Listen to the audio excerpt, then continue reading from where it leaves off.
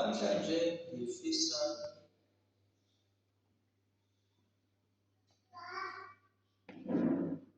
sibuke isihloko esithi ibandla. Yini makhola? Ibandla. Ibandla ngicela sibeke amabhayibheli to John chapter number 5. Ivangeli kaJohn chapter number 5. Sizoqala ukufunda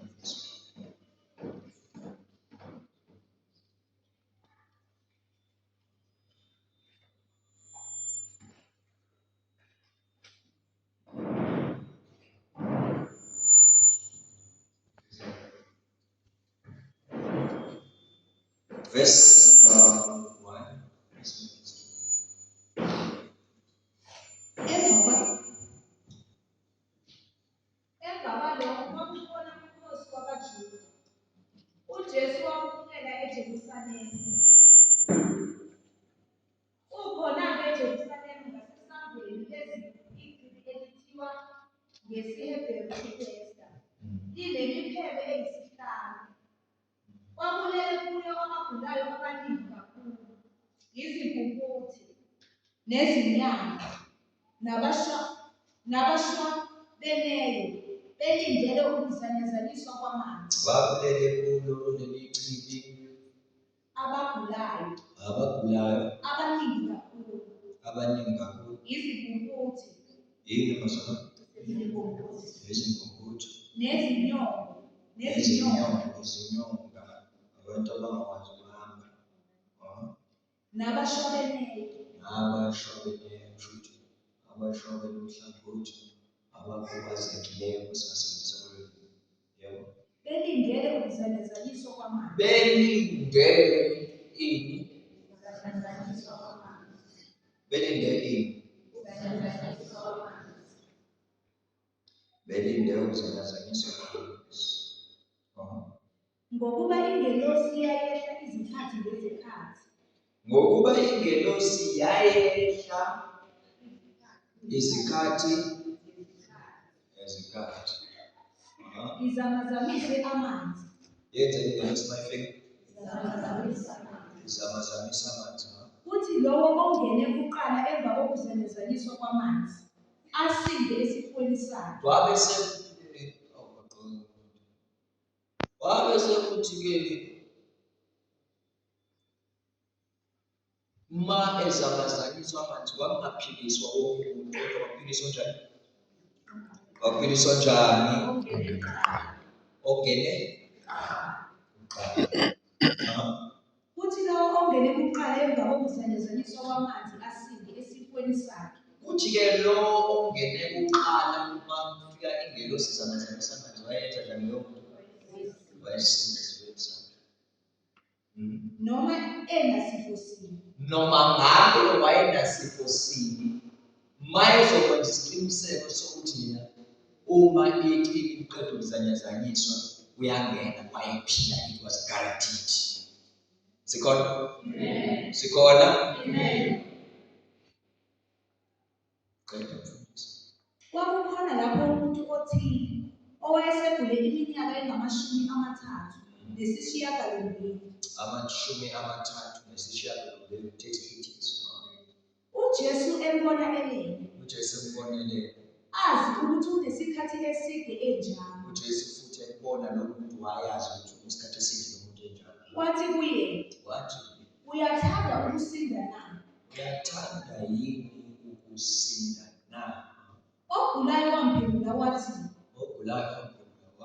Nkosi, anginamuntu wokungifaka echibini. Le ndoda-ke singahamba ngamaphepha. Ma uJesu ubuza uJesu ubuza umbuzo uthini? uJesu ubuza umbuzo uthini? Uyafuna yini? Uyathanda yini ukusiza na? Iyaphendula le ndoda nombuzo obuziwe. Le ndoda iphendula into engabuzwanga. Ithi yona Nkosi, anginaye umuntu ozongifaka lokhu. Ngifisa namhlanje sithathe lesi siqephana sendaba, siseklasini. Sithathe lesi siqeshana sendaba.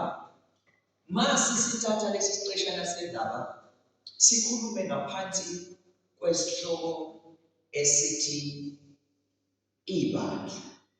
Amen. Ini? Ibandla. Abantu abaningi zincazelo eziningi abachaza ngazo uma bechaza igama elithi ibandla. Ebengifisa namhlanje ukuthi sibukisise lesi sihloko esithi ibandla. Yini ibandla? Elikabani ibandla? Elokwenzani ibandla? Libaluleke ngani ibandla? Bese ngiyathandazela umuntu. Bese ngiyahamba. So simple.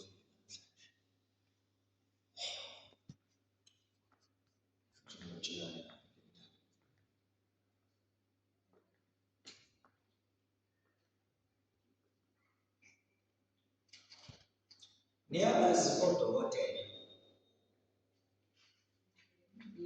namanesi isibhedlela nemtholampilo. Niyabazi?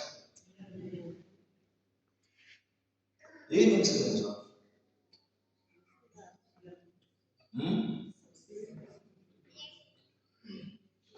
Abanye bathi ukulapha, abanye bathi ukusiza abantu.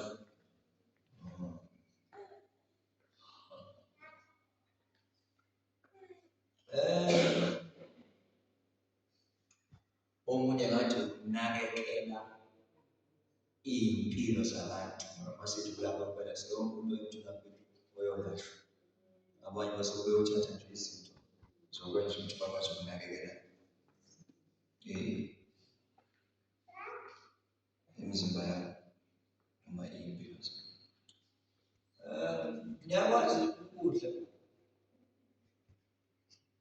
Niyakwazi ukudla? Namanzi. Yini umsebenzi wakho? Wena wathi usebenza ngiseqiniso. Yini umsebenzi wokudla namanzi? Ukondla umzimba. Niyakwazi ababathandathu? Yini umsebenzi wakho? Ukuvikela ukuthi kungangeni abantu ngokungemthetho. Ongenayo ufuna kabe nokhiwa wasenyanga kusho yena umuzi wakho nalelo khaya. Indawo engalesizi khona kanjalo. Niyakwazi upetrol? Yini umsebenzi wakho? Ukuhambisa imoto, ama-generator nazo zonke izinto ezisebenza ngopetrol. Niyasazi isitofu? Yini umsebenzi waso? Ukubasa umlilo ukuze kukwazi ukuphekeka noma ngabe yini abantu abafuna ukuyipheka. Nayazi ijini? Yini umsebenzi waso? Ukuthi abantu bazivocavoca khona ukuze kunakekeleke umzimba wabo uma kwenzeka unciphisa amathuba ezifo nokugula.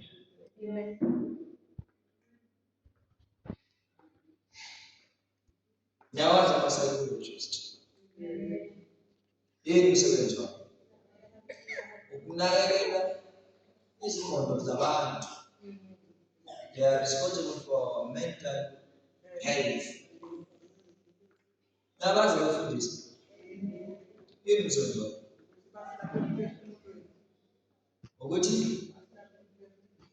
Ukuthi banilaphe emphefumulweni e-right ekudeni. Abaqala ngokulapho bebenzela banilapho ukuba nenkulu. But eyokuqala ukuthi banondle ngafika manje ngokudla.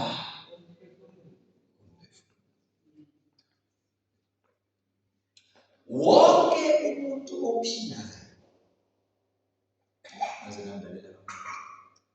wonke umuntu ophilayo unezigaba ezihlukahlukene zempilo yakhe ezidinga ukunakekelwa. Zanganakekelwa kuyona lana.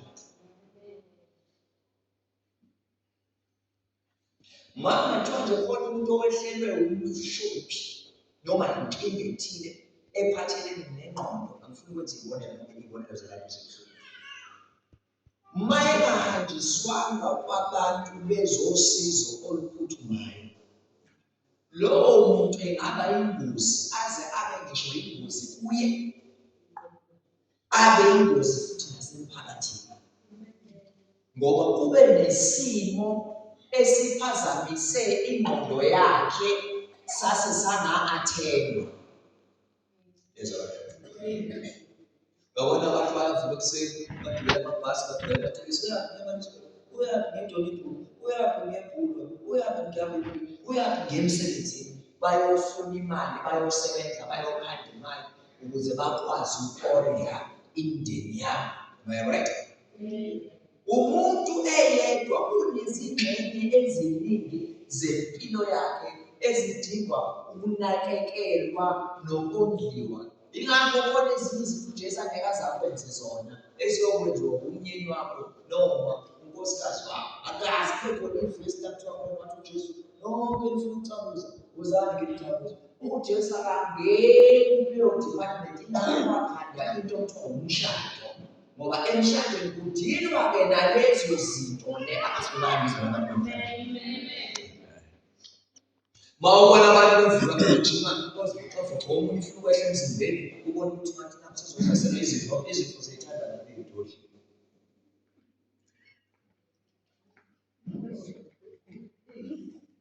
Uzizwakhela ukuthule manje utshele kwezibheke ukuthi izifo ziyithanda kabi iy'doli.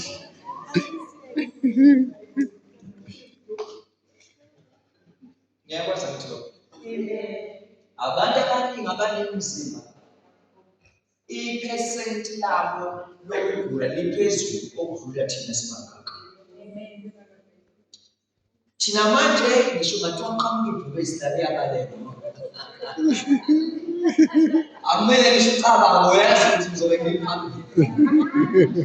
Ngisho kuthiwa ungena abantu ngempama ngapha, uyabona nje ukuthi ngisho iwindi lapho ungaphuma nje ngingathintanga ngisho ngapha nangapha ngisho kalula ngoba ngidlala ngimncane ngifitha ey'ndaweni ezincane. Ngiyathola le. Ngiyathola le.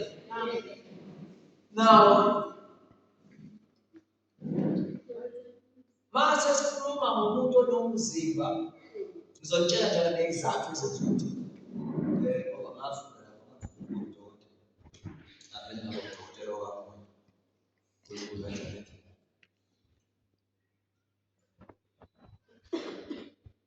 Laba abanemzimba kunezifo nje zabo, ophika, o-BP, uyabona lezi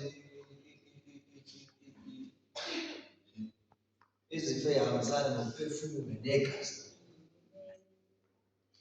ngoba banomzimba babeke esemeya bayojima bathi nabo sinciphise amathuba ukuthi senjani sigule.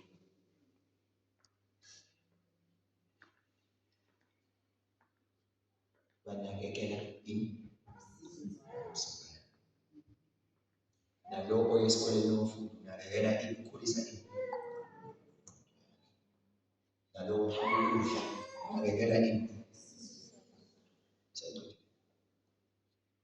kungani thina bantu especially endlini emnyama singenalo uhlelo lokunakekela umoya noma umphefumulo wethu?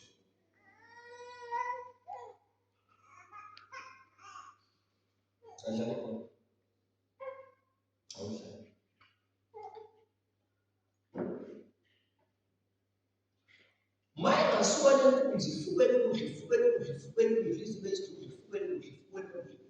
izofa ibulawa ukudla, kodwa ukudla akubulali. Niyazi ukuthi nakho ukudla uma usukufaka ngepercentage ethile kuyingozi. Ingakho ngivuzela uThesile ukuthi sisutha, vele ukuthi sisutha. Ngokwe-biology kahle akuvumelekile noma akufuneki ukuthi udle into ekhona emzimbeni wakho. Yingakho imthethiswe kuthiwe musani ukudla inyama njalo, idlani nalokho okuhlaza ngoba ikhona okushoda kakhulu emzimbeni womuntu. Manidla lezi eziluhlaza, ospinashi, o-green pepper, ngazibala, fruits and vegetables. Umzimba womuntu wenza njena. Uma ukuthi umuntu uye etoilet njalo, sengikhuluma nje ngodokotela. Uma ukuthi umuntu onjani?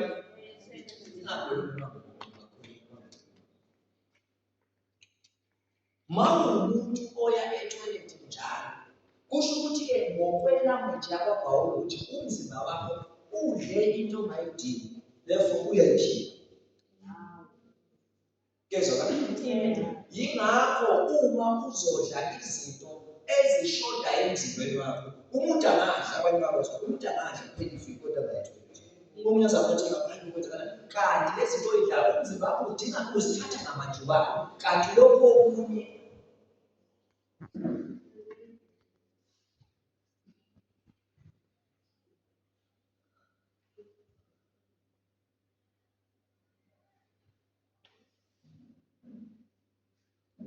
John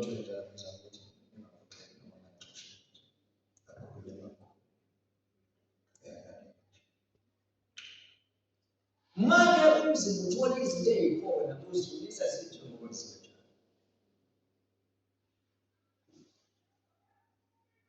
Uma umzimba uthola izinto ezishodayo ukona uzithatha zonke. Ungaze ukuthi ngomthanda ukwenze njani? Nakho kuphela uthobisi. Kanti izinto oyidlayo ufana nomuntu odla kancane noma odla lezi zinto umzimba ushoda ngazo. Isayensi yokufundisa. Yabuya ngizama. Kuba nenkinga uma abantu emhlabeni bengawunakekeli umphefumulo wabo noma phecelezi umoya wabo ingaphakathi lapho. Yingakho ubona omunye ethatha intambo eyozihenga eyozibulala ngoba kunento emidlayo ngaphakathi. Uma sengibeka ngaphandle simbone right, kanti ngaphakathi emphefumulweni kunento engilazayo emudlayo noma elimazayo. Yingakho ukuze kuthiwa thola umuntu ozonjani ozokhuluma naye bathina abantu bazulu bathi uyikhiphe lento ngaphakathi kuwe, uyikhiphele ngaphandle ubhodle ngoba uma ungakwenzi lokho uzalimala, uzilimaze wena futhi. Ibandla yindawo lapho kunakekelwa khona imphefumulo yabantu. Nanoma usuke bedweni kuthiwa nami ngisazokhuluma mayizonke okuthiwa ugene intombi yakhe wayixoba ngokelemba wayishiya kanjalo esigangeni. Leyo nto iveza ingaphakathi lomuntu elibonileyo amazwi. Ingaphakathi lomuntu enjani? Elibonile. Khona into emdlala nemhlukumezayo okungadilwanga nayo useyikhipha manje ikhipha ngezenzo. Amen. Ufana nawe uma ingaphakathi lapho lingangcola to a point lapho kuphushela ungakwenza futhi ungakwenza ngoba akusenzi wena kwenza ingaphakathi lapho ongadilanga nayo. Ingakho ufika enkonzweni kuthiwe hey wena kunabantu ababonayo lapha kuthiwe kuzongcolela kuthiwe ngingangcolela kanjani umuntu wamrema, ngingangcolela kanjani umuntu wabulela umama, ngingangcolela kanjani umuntu wabulela ngoba ungangcoleli kunento eyonakalayo ngaphakathi kwakho. Wena ungaphendula isikwane wena isikwane ungasifuna uzithola uthele ngawusebenzi ungamxoxa umuntu ngomesa wena umi ngaphakathi lapho lingalungile. Masishumayela sithi thethelela xole silekelela wena ngoba inzika yokubi ehlala ngaphakathi komuntu iyakhelana. Masiyakhelele kakhulu ingamshintsha umuntu imshintshe nje izenzo zakhe. Enza izenzo zokulwane kanti useveza into engaphakathi ekasheni yobubi obungaphakathi okasheni. Ingakho eBhayibhelini khona ngisho ivesi lithi uma ungathathile umuntu akathethe. Uthi mayikhuleka nathi kwakwethu kunenye ethi usithethelele njengoba nathi sibathethelela.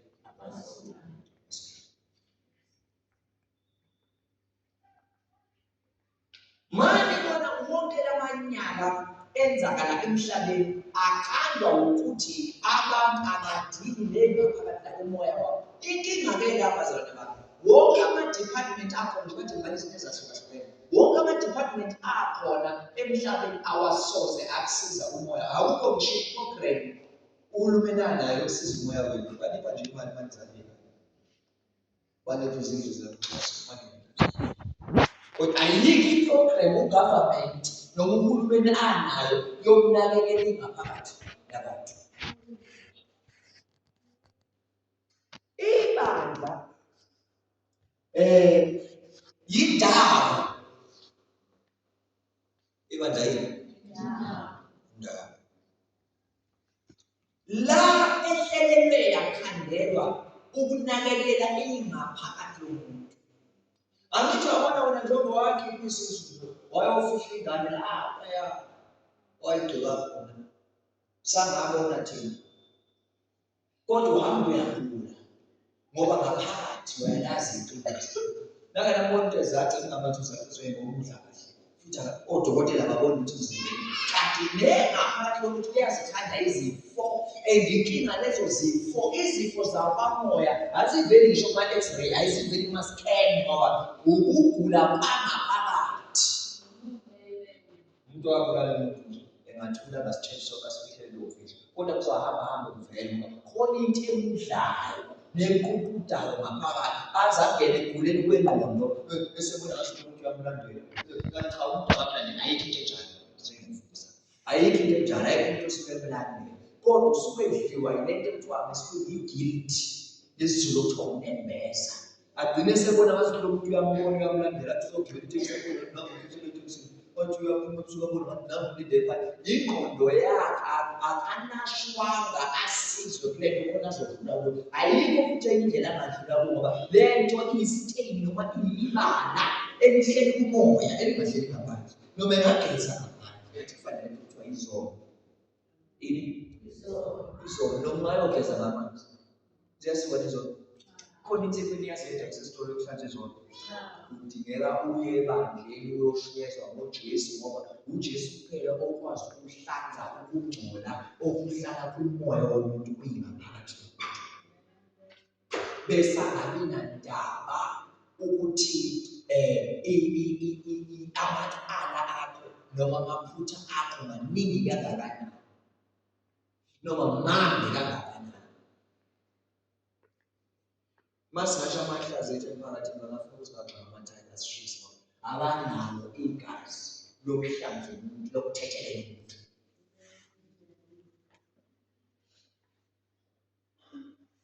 Nizwe isigaba sokuqala.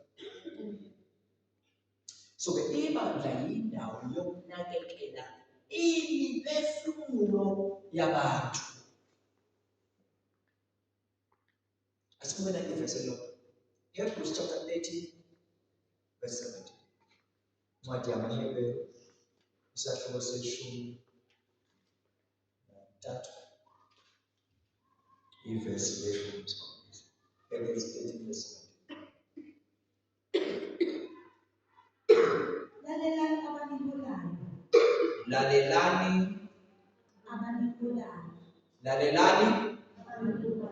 Khuluma nami. Lalelani abanikolayo. Nibathobele. Lenze njani? Nibathobele. Ngokuba balinda imiphefumulo yenu. Ngokuba balinda yini? Imiphefumulo yenu.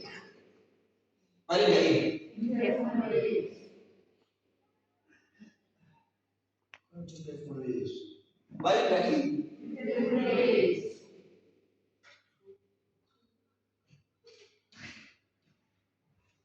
Ngiyakuzwa.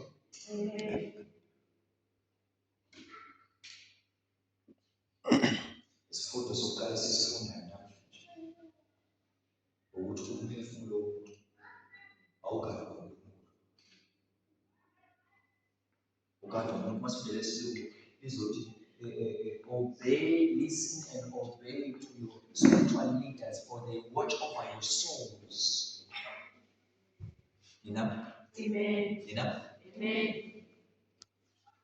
Niyazini ukuthi kunabantu uNkulunkulu ababiza ngezifo. Ngathi niyakwazi ukuthi kube khona abantu uNkulunkulu ababiza ngabelusi. Right, ngiyabona. Kodwa laba bantu abangabelusi, abalusi izimvu, abefundisi babizwa abelusi bezimvu. Lezo zimvu yini abazalwane? Isho ukuthi lento uNkulunkulu ulibeke emhlabeni, kodwa walibekela abantu athembe bona ngezimpilo zenu. Mina? Kanjani bazalwane bami?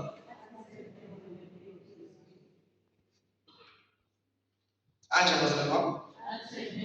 Athembe bona ngempilo. Bacala umdala ungaba nomzana omusa. Umama wekhaya. Bese kuthiwa wena ukhathile. Uyimvu.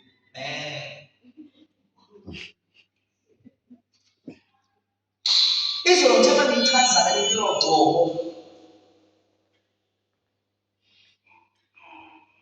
Sengasizakala ukukhona izolo ngoba ngiyichazane bazongizwa kangconywana. Ayifanele.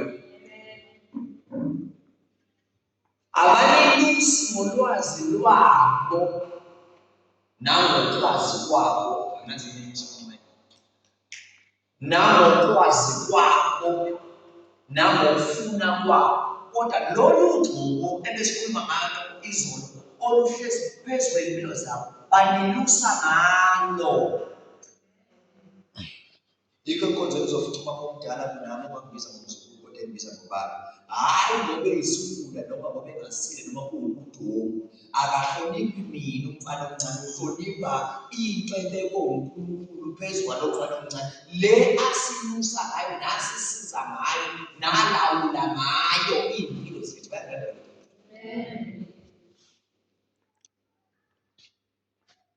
Niyazi ukuthi isizwe sonke sakwa-Israyeli sicindezwe eGibhithe. uNkulunkulu into avela akhetha ukuyenza ukukhuluma na-one person, wakhuluma nomuntu oyedwa ogama lakhe linguMose. Uthe mayekhuluma naye waye waseqedile, usebasize bonke abantu.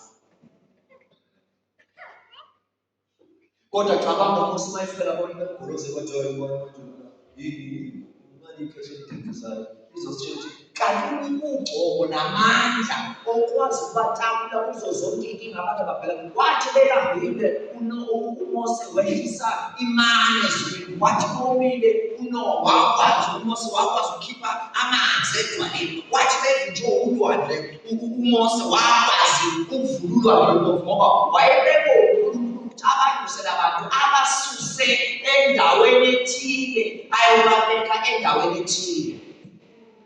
Abasuse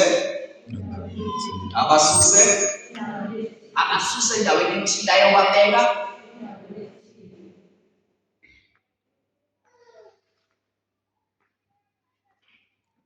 Bese sihlangana nabantu emhlabeni bathi ilanga inyakazi angazilethi njani, angazishoni njani, yasikade ngizama angazi. It's a sign yokuthi awuluswa ukuba uhlangane nomelusi uNkulunkulu akhuluma naye ngempilo yakho. Uyotshela semdeni wena ufuna ukuhamba ngale ndlela, le ndlela isebenza ngoba 1, 2 and 3 hamba ngale. Manje sibona simprofetha sisenza yona into yokulusa, siyagayida simkhombisa indlela okuyiyo, simkhuza nasendlela ongasiyo ukuthi nivele kupha amagama enu ukuthi uprofetha wenza. Kanti uNkulunkulu umsebenzi asinibona ukuthi seluse abantu bakhe bangayi ehlane, sikhona, bangadukiswa, sikhona, bangabhubhi, sikhona.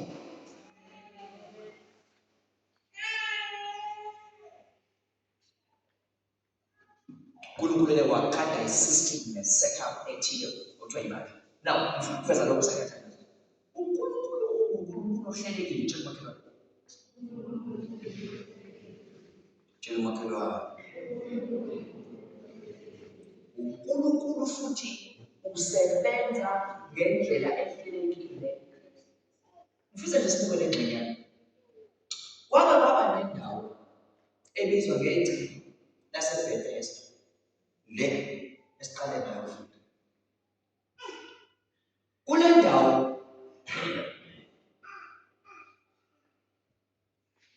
uNkulunkulu wayethuma ingelosi yakhe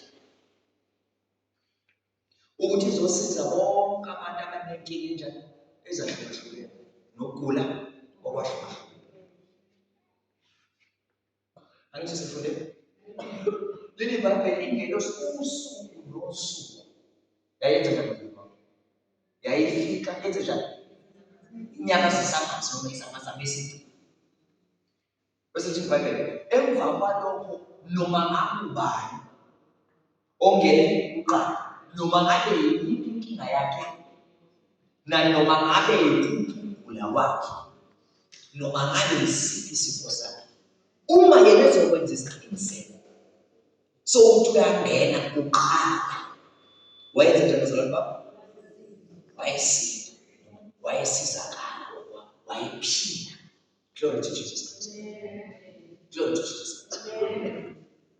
Now, ngifuna nibuke bazalwane bami ukuthi-ke na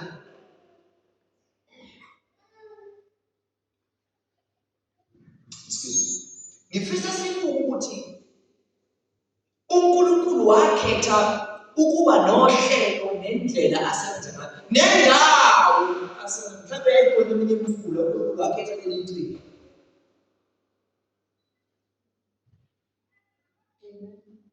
Kuthiwa le ndoda for 38 years ingakwazi ukuhamba, siyohlanganisa 40. Kodwa iphathi engiphatha kabi yileyo ukuthi wayehlele eduze kwegcina okusizakala abantu kulo, kodwa yena engasizakala. Ngoba manje usayibukela phansi indaba yebandla, ngisho nabantu abanye bayokhonza ngeke nithole abakutholayo. Ukuze mosanda bethi ubheke ungaze kuze bathatha ukuthi thina sizayo angikubona ngalokho la nokushilo sisibeka abantu. Sifuna kodwa phela sisikisana. Alright, okay. Mawungena phakathi kwemibani sesambeka la ubekwa. Kodwa siyazi mama ngaphandle sithatha sobheka. Isithindelo. Uma abantu bengafuni ukuzi-align ngendlela uNkulunkulu asebenza ngayo, alukho olunye uhlelo uNkulunkulu azobenzela bona. Bengahluleka, bengagula, baze bafe. Ngathi mangifika la eGoli ngibona nengubo nithethe ukhuluma ngane abantu bangithethe. Angicwani mina nginayenza ngishona. Nyaka usilefe. Angicwani njalo nathi. Abashona abasifuna. Bathi abanye msafike ukuphumela. Hayi isitayela sakhe usho ukuthi ufuna sizokhonza lapho sibelake. Ubani vele ungajabu ukufa. Sokha sifuna ukufa. Ufuna sela level lesonto angicwani. Ngoba ufezela lo mbhalo uthi silusa impilo zabantu. Nyamasilusa manje. Nyamasilusa. Ukulusa kwaqala iqala ufika igama lokulusa. Akufani nokulusa kwamanje. Ukulusa kwamanje lapho uvela ukuba izimvu phambili kube izona ebona ukuthi kunenyoka ngaphandle. Akusekulusa lokho. Ubone imbuzi ekhala sibaleka nawe uyabaleka ukuthulisa. Makulusiwe kuba longadomo yive kade melusi. Umeluso kade. Ngamanye amazwi uthi mawufunda iBhayibheli uqale ngoba John chapter 10 verse 10. Lithi iBhayibheli uma usomuntu njani uhamba phambili izimvu zenze njani zilandela. Lento yokuluswa ijulile bazalwane babo ukuthi sesiyasonda nje phela sayinakeze. Lento yokulusa ijulile isho ukuthi njengoba wena uyimvu elusiweyo umoni wakho wakamoya ngokusetshenziswa uNkulunkulu kufuneka enze lento eshoyo iBhayibheli ukuthi ahambe phambili ulandele umuntu. Yingakho uzosizwa sesithi thandaza mama wena uma ungathandazi ubona inkinga ekuzela ngoba singabeki ukuthi baba sesihambe sa-check amandlelo sabona inkinga sabuya sazoyilungisa. Yingakho elithi iBhayibheli ongaboniyo angambola kanjani omunye angaboniyo na. How can a blind man lead another blind man? Yingakho asikwazi ukuba nomholi ebandleni kodwa ongaboni. Abasawukosela emgodini yakho. Yemzele zokufaka mfutha nje. Futhi asikhuleke sifike ukhuluma nomuntu nje. Ayithi khona kwelisa njengobelusi. Obeke uNkulunkulu sabantu bakhe. nginikwe namehlo kamoya okubona inkinga iza. Ngamanye amazwi ukuba ngiyibonanga ngokuba ifulekelwanga. Kushuthi lowo muntu lento bengiyibona bizomehlela. Bayabazana. Indaba yokukhonza ijulile nje akusina ukuthi uyathanda ukuyi noma ngithanda ngithanda ukumisa manje ngizabelezo ngizobe ngihlale ekhaya ngoba ngathi abantu nomkhisa lapha angisayibona umsebenzi wokuluswa awuhlangene nokuthi uyathanda yini noma uthanda.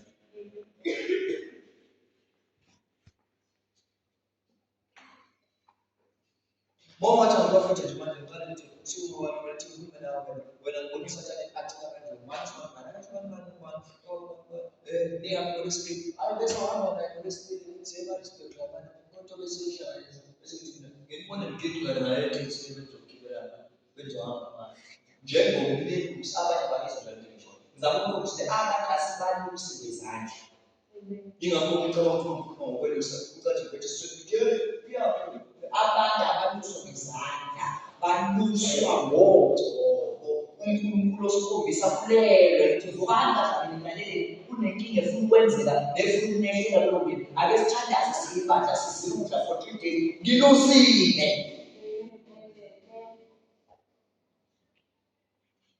So umuntu usebenza ngendlela ehlelekile ukuthi labantu bazosiza bonke.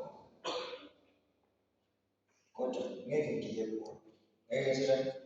Ngoba abantu bayitshela ukukhuluza zakubo naye uNkulunkulu azovela kakhulu Nkosi yami. Kanti uNkulunkulu kade waletha uhlelo lokusiza abantu. Bazoyala kwethu. Uyabazi njalo ukuthi bahlala nemizi yabo emakhaya. Abayila. Yena ukuthi ethi kuba nomsebenzi. Onenkinga lethu okwakhe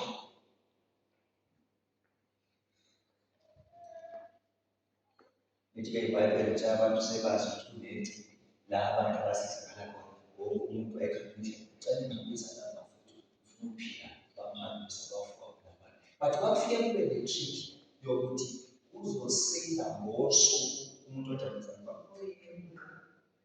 oyedwa ongene eqala. So kufuneka abantu noma sebefikile eThipini bababhaka nje. Mawuzofika eThipini nawe ubhobhezathi eThipini la uhlalela lothi uzanyeza isikhona abameka nje balendingelo siqede. Yingakho iBhayibheli esifundayo lisifundisa ngowesifazane owayenesifo somoya owahamba umphethe wengubo kaJesu waqeda waphila. Kodwa liyakuveza iBhayibheli ukuthi uJesu wayekuzibani umthintile. Liyakuveza iBhayibheli ukuthi bathi abafundi mabephendula bathi baningi abantu abakuthintayo kodwa bona baphilayo. Lo wesifazane waphila ngoba wayengathinti ngendlela efana nokuthinta kwabantu. Akupheleli sebandleni noma senkondlweni uyakhawunta futhi ukuthi uma usungaphakathi wena uyamkela kanjani kodwa wenza ngoba abantu bazibayeza bezokufundisa kufuneka bakufunela ngozibenzelayo. Akazeli uze eThipini nomzanyaza isonto eThipini uzela uzothithika abazalwane abawuhlobo njalo bavamise ukuthi noma bangaba khona abasizakali ngumuntu. Ukuthi useduze neThipini does not guarantee ukuthi uzophila. Kunomgomo wabantu asebefikile eduze kwethu ukuthi uma befuna ukuphila alithi bayiqedizanyaza bagcine eqala ozowathinta kuqala amanzi uqeda ukuphuma ingelosi yena uzophila.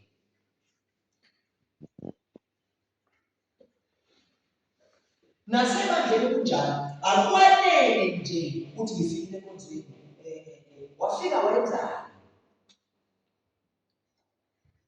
besihleka lo baba lo kanti nekhanda litshekile kodwa ezothakazelela besihleka lo baba lo kanti nesigaba njani okuzohleka yini uma naye enkonzweni ngokuzohle yini ngashishila noma usufikile wenza izinto okungasizona izinto ozizele. Because now sithatha la abantu basizakala into zabantu ungazi uphile ungazi ukuthi uthola abaxoxile kanti no basayenza kodwa bafuna ukungena buka Kuthiwa ungene eceleni nawe uJobe, mina ngingene kuqala nawe ngeke usungene nawe ulinde exams. Uphinde uzame exams.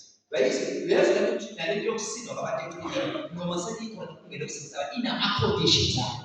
Usinda abantu ababehave ngendlela ethile. Ababehave ngohlobo oluthile.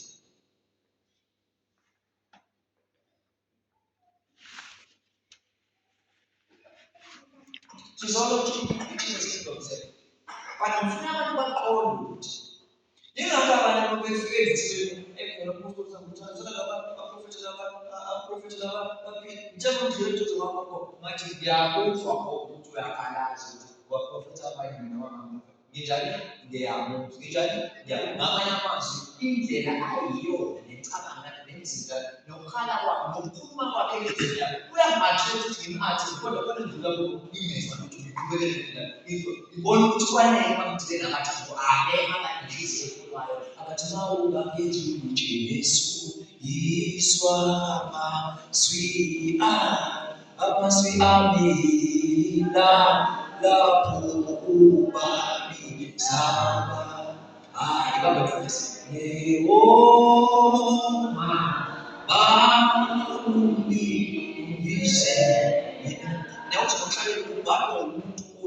ngiyakubona ukuthi ubizwa usiza abantu kodwa nginomthandazo ukuthi kobasiza namhlanje bangibe kulabo ungangedluli.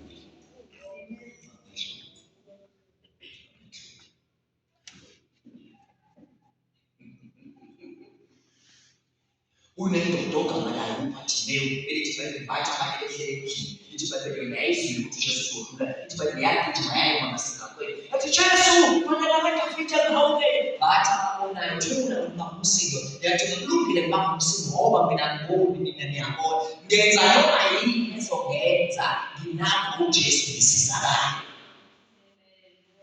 Lithi bathi uJesu mayedlula eduze kwalaba abantu efika kule ndoda abasakhulumi nalabo abangashongo ukuthi wakhuluma nale ndoda wathi ufuna ngikwenzeleni andalaba nebusuku wathi ufuna ngikwenzeleni yathi ngicela ukuba ngibona. Uyabona ukuthi uJesu akavelanga wayebuza umbuzo kunesenzo kunendlela eyenza ngayo awuzona mafisa besifunda indaba yomuntu owasuka ekhaya lakhe wayosukela uJesu wathi ukhuluma izwi bese kuyamela. Uyabona ukuthi noma sesikhona kukhona umuntu kuyakhawunta ukuthi size kanjani.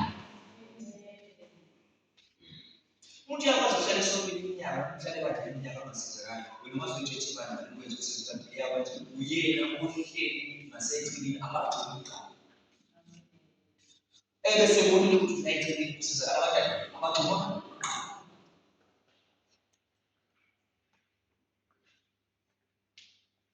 yonke indawo nakuwela besonto kunazo izivuthu zakhona.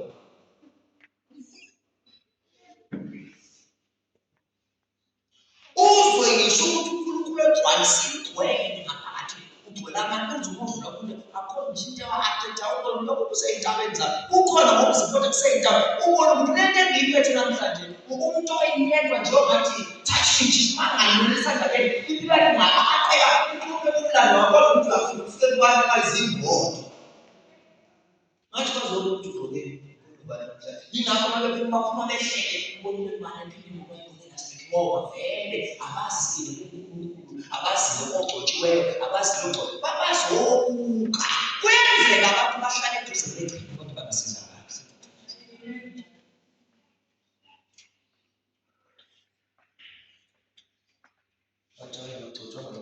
Ufike omunye umprofethi ekwenzela ukusizakala abantu bangasizakali ufike omunye esizakala inkinga yikho kwabagcotshiweyo yabo bakhona abasizakalayo kusho ukuthi ugcobo liyasebenza. Amen. Makukhona ukuthi bakela makukhona abasizakalayo kusho ukuthi ugcobo liyasebenza. Inkinga ke manje silaba abantu abangasizakali nihlala kanjani ningasizakali abanye besizakali kusho ukuthi the house is questionable, the anointing is questionable.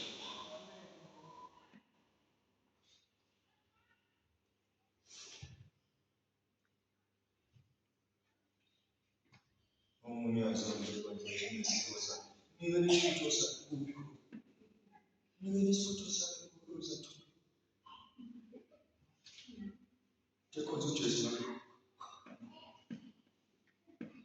Kwenza ukuthi nakafasta la udla amaphilisi uyawadla njalo and kumele awadle sithula kumele awadle sefinish. Kumele awadle amaphilisi esenjani wadle ekuseni, wadle emini, wadle ntambama. Therefore kufuneka kahle breakfast.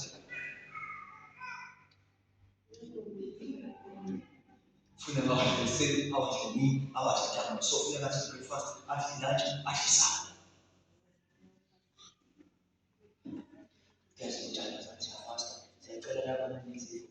Fast for months,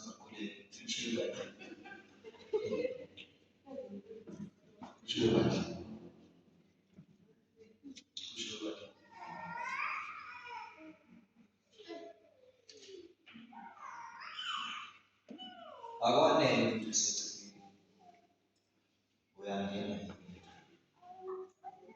manje sisebenza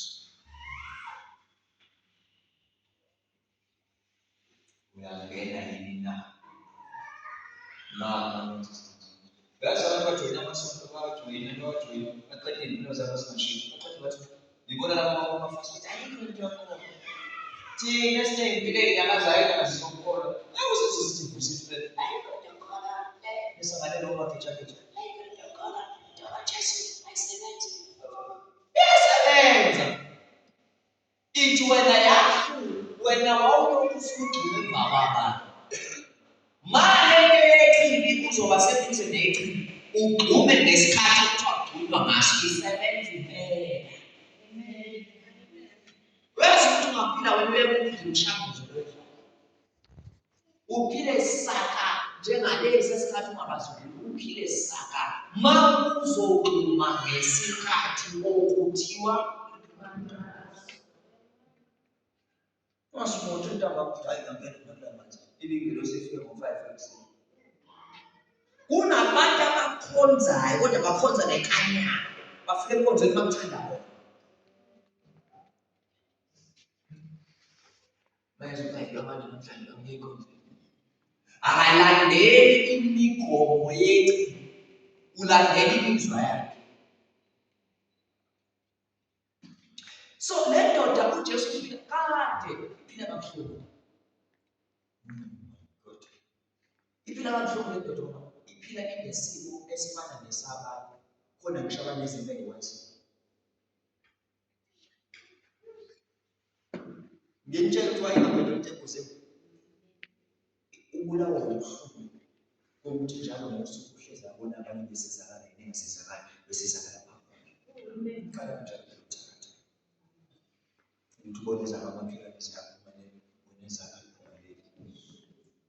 Futhi mase iphumelela leqhubeka ngamuntu iqhamuka phezulu ihamba ngokuthi titi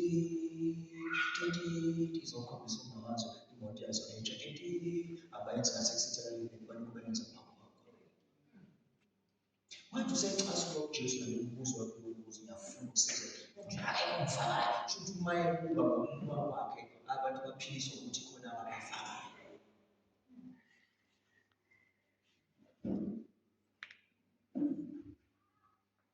Singabathandi engekho mfaka uJesu uyabuza ukuthi uyafuna ukusebenza kanti akaboni ukuthi ubani lokubuza.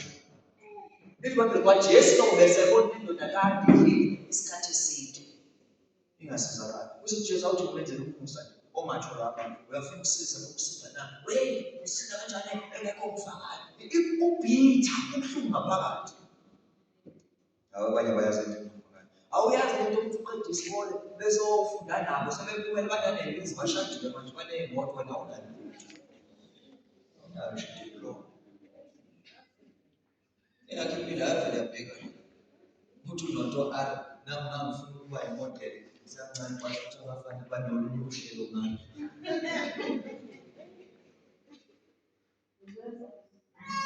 Otanga bakho bashadile bahlele emizini yabo ithabathaba lapho wena awushodela nje imali yerent.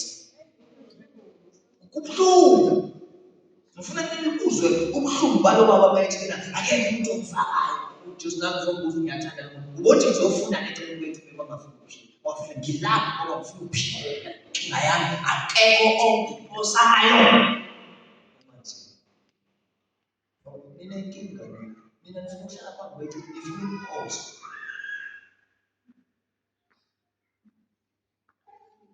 Funa ukwenza umuntu ozokuthi asahambe sekhontreni kodwa wena njalo ungaphi. Onenkinga akafuni ukuyisukela yena, ufuna abazomposa. Ngabathi abantu abayisebenza ngokusebenyenyewe yena akanayo kodwa uyena umuntu njengoba kuthiwa abantu wena abantu wena usewathi phosa kodwa uzosiza kahle. Kunomama lapha okhulekela abantu umnikazi wenkinga uyidlale yena. Ufuna ukuxoxa nje akekho wamemayo. Onenkinga uyena kufanele asukumele inkinga yakhe ayofuna usizo.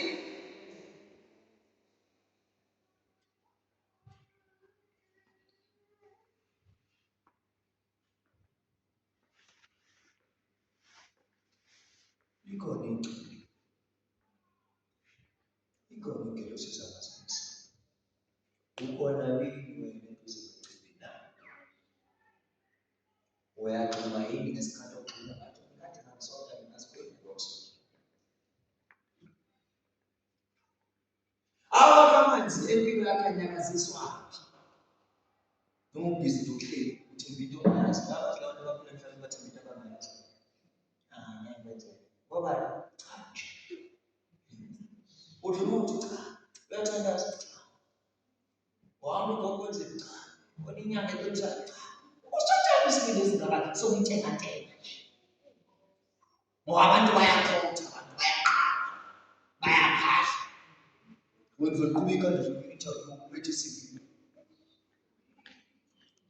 Abantu bakhotha amathithi bala ake ngafika interview ayivele ithithi bala ivume yonke into. Ivele ithande, uvele bamthande, uvele bahlele. Wena uqhubeka nje ngabangubani mina ngabangubani. Ithemba lakho. Athi ohlabela umuntu ithemba lomuntu ongenaJesu. Ukukhonza siyo into eyikhula neyabantu ababukelayo nabanganani ibhola abangayibuka ngesonto. Eyabantu abazi sizoqinisa imisamo yethu, sizoqinisa, sizolanda amandla ukuthi sikwazi ukubhekana nale mpilo. Sizolalela izwi laNkulunkulu elinakekela umphefumulo wethu ukuze singahambi siphile sinezinqa. Phakathi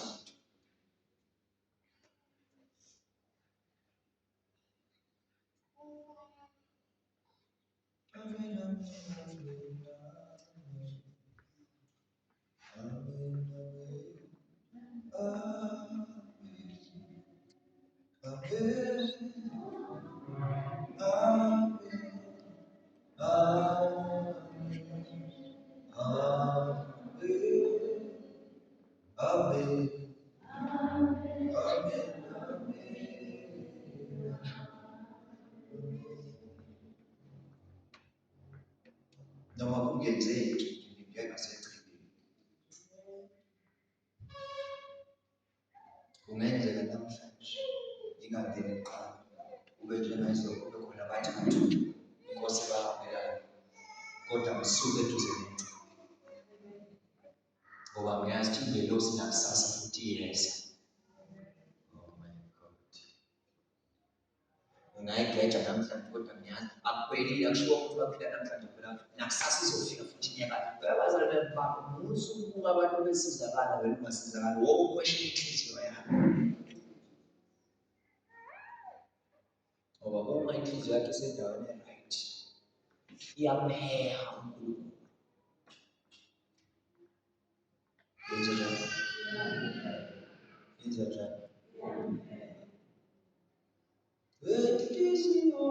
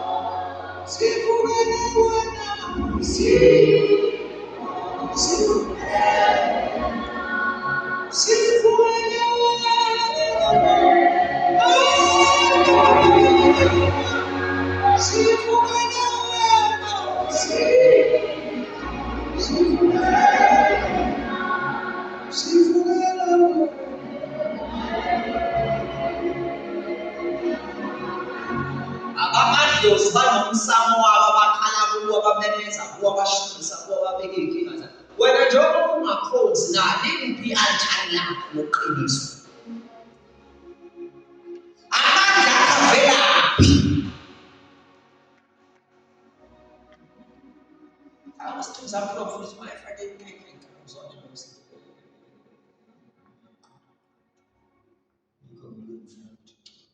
Pure streets.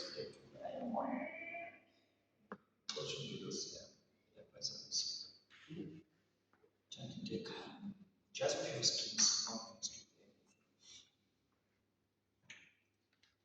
Amandla uwathathaphi? Ubhalanse ngani? Uncike kuphi? Uqiniswa yini? U-empowered njani? Athi mayiqola athi nina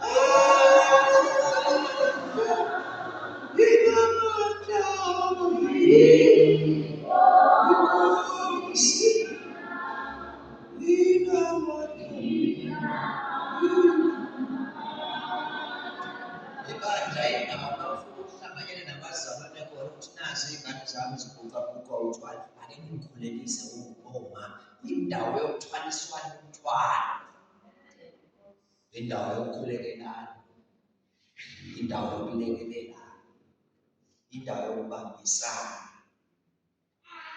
ibandla. Ingakho kumele ube sebandleni.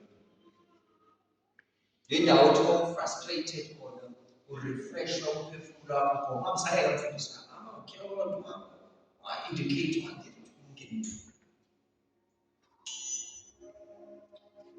ilasilanda khona amandla ethempilo nakuba sihlangana naziphi inkinga, naziphi iy'ngqinamba, sinendawo, sinomphelo wethu wokuphephela, sinethunzi lethu lokuphumula.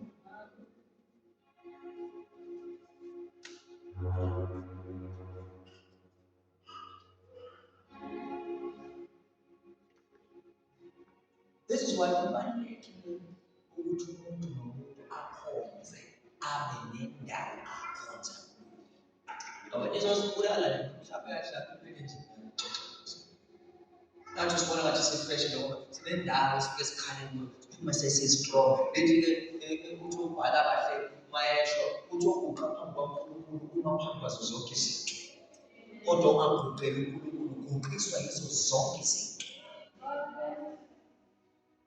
Manje ngakhothama uNkulunkulu izolanda amandla, impilo izaniguqisa.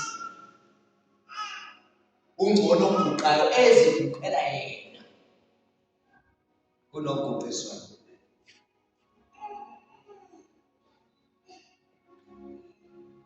Ibandla indawo lasifika khona uthi uthwele umthwalo wakho lo owuthweleyo, ubhekene nezimo lezobhekene nazo. Ufike uthi I need your touch. Oh, something. I need your touch, Lord. I need your touch. Once again.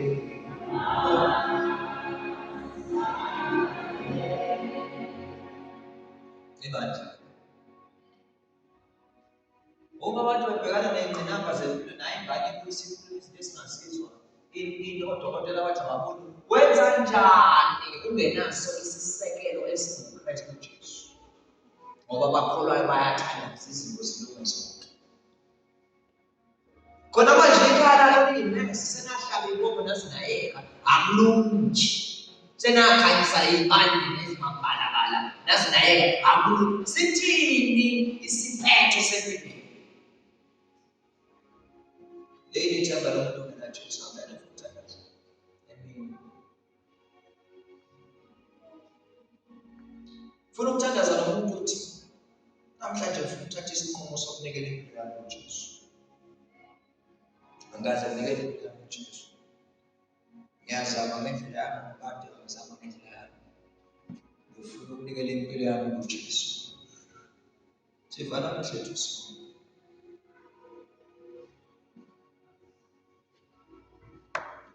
Ake ngithandaza nomuntu uthi ufuna ukuthatha isibusiso namhlanje uthi ufuna ukukhanyisa impilo yami. Ufuna ukufaka ukukhanya empilweni yakho ukuthi ngamukele uJesu njengenkosi nomsindisi. Phakamisa isandla sakho la ukhona akukho amandla kumahhala. God bless you. God bless you. Phakamisa isandla sakho nje sikhona masehlisi. God bless you. God bless you. God bless you. Akhe kusiya abantu phakamisa isandla sakho. Thina ngifuna ukufaka isibusiso ekhaya. Ngifuna ukwamukela uJesu njengenkosi nomsindisi ubangele. God bless you my sister. Uangene empilweni yakho. Phakamisa isandla sakho nokuphela lokho kuphela nje ngifuna. God bless you. Ngifuna ukuthatha isinqumo esizoshintsha impilo yakho. God bless you. God bless you. Asengikunika nawe ithuba futhi ukuthi mhlawumbe ushawa amahloni kuleka ukuthi uvala amehlo. uNkulunkulu uyakubuka namhlanje uthi abantu namahloni ngami namahloni ngami. Phakamisa isandla sakho ukuthi ufuna ukunikela impilo yakho kuJesu namhlanje. Ngifaka uguquko. God bless you. Ngifaka uguquko empilweni yakho. Umuntu ophakamisa isandla asho nomthandazo emva kwami athi Nkosi uJesu.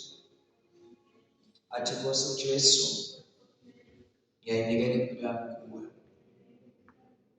namhlanje mina. Ukuba iphathwe nguwe, ilawulwe nguwe. Ngamukele njengomntwana wakho. Ungiphathe ngesandla sakho sokubusa. Kusukela namhlanje ngingumntwana wakho. Konke okudala kudlulile. Ngizalwa kabusha. Ngegama likaJesu. Yehlisa isandla sakho. My Father, my God, my King, my Lord, my Master. Nathi imphefumulo namhlanje ezinikela kuwe. Ukuba iphathwe nguwe. Ngiyayikhulekela namhlanje nginikele impilo zakho kuwe. Ukuba uzithathe ngesandla sakho sokubusa, ngesandla sakho esinene. Nesinamandla ubakhombise ubukhulu bakho. Ubakhombise amandla akho. Ngegama likaJesu Kristu inkosi.